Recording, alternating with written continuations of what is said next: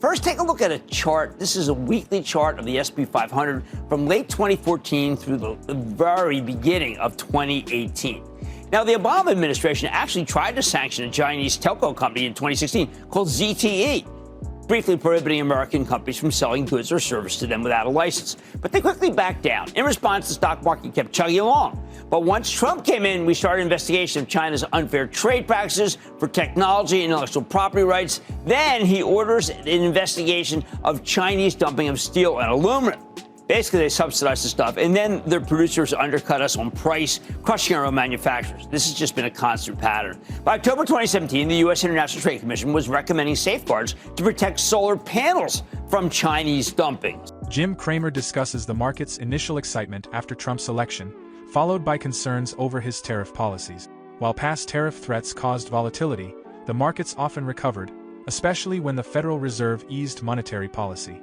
Jessica Inskip's analysis highlights the current bullish trend in the S&P 500, suggesting the market is better prepared to handle trade tensions now, thanks to strong technical indicators, and a supportive Federal. Cramer also emphasizes Nvidia's potential as a key market driver, noting its ability to quickly resolve technical issues like the Blackwell chip overheating. He advises investors to focus on the broader bullish trends and not overreact to tariff fears unless they materialize. Wall Street spent the last week fretting about whether he'll really try to follow through with the less market-friendly aspects of the agenda. And you know what comes to mind there? Major import tariffs. There's been a lot of speculation if he'll really be able to follow through, or maybe this is just a negotiating tactic with our trading partners. Call it the art of the deal. Or how much damage these plans could do to the global economy and the stock market. I say let's put the speculation aside for the moment and think about what we already know, because we know how the stock market reacts when the Trump administration rolls out new tariffs and launches a trade war with China, even if what we saw in the first term was less aggressive than what he's proposing right now. That's why tonight we're going off the charts with the help of Jessica Inskip, the first woman on the active trader desk at Fidelity, who's now director of investor research at stockbrokers.com, as well as the co-host and founder of the Market Maker podcast. Because we want to get a better sense of the history here and what it means for the present without any emotions involved. As Mark Twain put it, history doesn't repeat itself, but it often rhymes. You know, I kind of like that more than that Karl Marx line about how history repeats itself versus tragedy than as far as Inskip sees it, even if history doesn't repeat directly, or even rhyme for that matter, it certainly echoes. So it's worth listening to the echoes of past Trump tariff actions to find out where we might be headed. And that's, it's got floors of support there, too. At the same time, it's faced resistance from 131 to 140. Right now, the stock's at 147. And if it finishes the week above the 140 and change, that would represent a major breakout for Inskip. Of course, we just think, well, you know what, it could go like that. But she's thinking about a longer-term major breakout based on all these different lines. In her view, Nvidia has the power to trigger volatility, diffuse it, depending upon how the quarter pans out. If the company beats earnings and offers us positive guidance, that could get this whole market out of the woods. I think that's a lot to put on Nvidia. I don't know if it can do that, but I'm pointing it out that she thinks it can. Here's the bottom line. The charts, as interpreted by Jessica Inskip, suggest that tariffs had little impact on the market until they actually materialized during Trump's first term. All the saber rattling beforehand didn't do much damage. Even when the tariffs actually hit and the market sold off, we eventually erased those losses the moment that the Fed stopped raising interest rates. So until the tariffs actually hit, Inskip says you can take a page from Taylor Swift and shake it off. You know what? With the exception of the Nvidia comments, because that's too much to put on Jensen Huang and his team, I think she's got a real good point. This report from the information that they're asking suppliers to change the server racks for Blackwell due to overheating. How much does it concern you? It does not concern me very much at all. Look, NVIDIA went through this about 5 months ago. The thing with NVIDIA is NVIDIA is very quick to make changes. And this particular overheating issue with the Blackwell, that's already been played out and the design was changed. So if we're talking about potentially a new overheating issue, we may be talking about Grace Blackwell, but I can tell you definitively that Jensen's not the kind of CEO that likes to make the same mistake twice.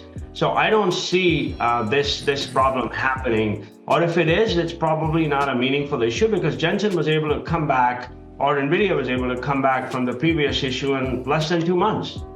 But does it change the numbers if there has to be a delay? I mean, Jensen did tell CNBC, I don't know, a month or so ago that the demand for Blackwell was, quote, insane. So I don't think that's the problem, but the timing. I don't think the timing changes at all. I think Blackwell is ready to go. I think Blackwell is fixed.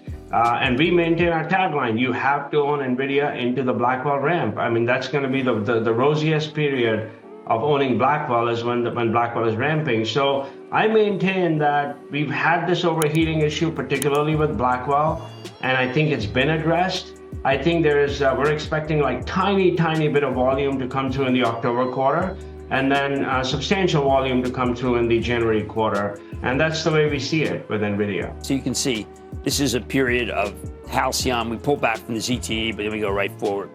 This was all the build-up to the trade war, and it didn't seem to have much of an impact on the averages. Even though the Federal Reserve was gradually raising interest rates during this period, Inskeep says that the S&P 500 was still in a bullish trading cycle, with the 13-week, 26-week, and 40-week moving averages trending in the right direction. Remember, she likes these time frames because they represent one, 2, and 3 quarters, respectively. And we know we think about quarters on Wall Street. Now, let's take a look at this next chart. Check out the action in the S&P from mid-2017 through the very beginning of 2020. This is where we start to get the real tariff action from the first Trump administration. As Inskeep points out, things get a lot more volatile, don't they? Trump imposed tariffs on steel, aluminum, solar panels, and washing machines, among other goods. All these helped the industries in question, but the broader market didn't like that we were triggering a global trade war. Sure enough, between January 22nd of 2018, and December 24th of 2018, the S&P 500 lost 18% of its value, all right? Of course, some of that's because the Fed got much more aggressive about raising interest rates during this period, taking them up 100 basis points that year. But it definitely wasn't just the Fed. You can see from the chart that virtually every time we got more tariffs, the S&P would roll over. Every time China retaliated, we'd sell off. So you're looking at this. All right. Of course, once the Fed decided to stop tightening at the very end of 2018, the S&P was finally able to find a floor at the 200. This is the 200-week moving average. You see that's the intersection of the floor. And then it just rebounded like crazy. According to Inskeep, that catalyzed a bullish trading cycle, one that continued until COVID hit in 2020. Long story short, the market couldn't handle the trade war when the Fed was tightening. But as soon as the Fed started easing, well, those losses evaporated.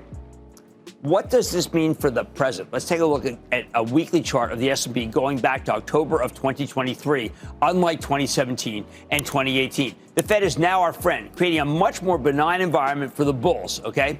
Of course, we know from back then that Trump used tariffs as a bartering tool, with the averages selling off sharply nearly every time some new tariff threat materialized. But as soon as the Fed stopped tightening, okay, as soon as it stopped tightening, the market stopped reacting as aggressively to the trade war. The Fed was in play, not the trade war. As Inskeep sees it, something like a trade war can certainly hurt us badly when the market's already trending bearishly. But if we got a bullish trading cycle like we do right now, then she's not worried as long as we can maintain that cycle. Right now, Inskeep notes that the S&P 500 is very much in bull mode, supported by key technical indicators. It found a floor of support on election day at the 13-week moving average, triggering a short-term rally. The 13-week, 26-week, and 40-week moving averages are all acting at strong support levels. Even if we get a big breakdown from here, Inskeep thinks we have a very strong floor at 5757. As long as that level holds, the bullish trading cycle remains intact. Wow. In that case, she's betting the S&P can digest the damage from a trade war, in large part because the Fed's our friend right now. When the Fed's your friend, it's easy for the bulls to sweep all sorts of negatives, including tariffs, under the rug. Finally, what about short-term catalysts? All right, Cramer fave, Nvidia reports tomorrow after the close. So check out the weekly chart of Nvidia going back to October of 2023. Pretty dispositive. Inskeep wouldn't be surprised if Nvidia, now the largest company in the world, can set the tone for the remainder of the year with this report tomorrow. Wow. Putting aside the quarter tomorrow, but I have no idea how it was going to pan out. Inskeep notes that Nvidia's got a bullish trading cycle with 13-week, 26-week, and 40-week moving averages sloping upwards. Jim Cramer discusses the market's response to tariffs during the Trump administration, highlighting how volatility often subsided when the Federal Reserve adopted supportive policies. Jessica Inskip's analysis suggests the current bullish trend, supported by strong technical indicators, could help the market navigate similar challenges today. Cramer also highlights Nvidia's resilience in resolving technical issues and its potential to influence market sentiment. He advises focusing on long-term trends rather than reacting to short-term developments like trade tensions or individual stock movements. How do Federal Reserve policies shape your perspective on market resilience during geopolitical uncertainties? Do you believe Nvidia's performance can set the tone for broader market trends? Why?